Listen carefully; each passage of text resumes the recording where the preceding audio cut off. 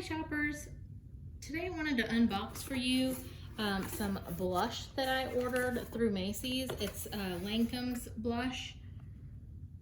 It's the Blush Subtil, and this is 5.1 grams, 0.18 ounces. I like to do these to give you a view into what this looks like post-shipment. So give me just a moment and we'll take a look. So it comes in a nice little compact. And the color that I chose, again, is Blush Subtil. Comes with a nice little compact with a mirror. And you have an applicator brush. This is a nice natural color. But again, just a quick peek into that post-shipment. Hope that was helpful.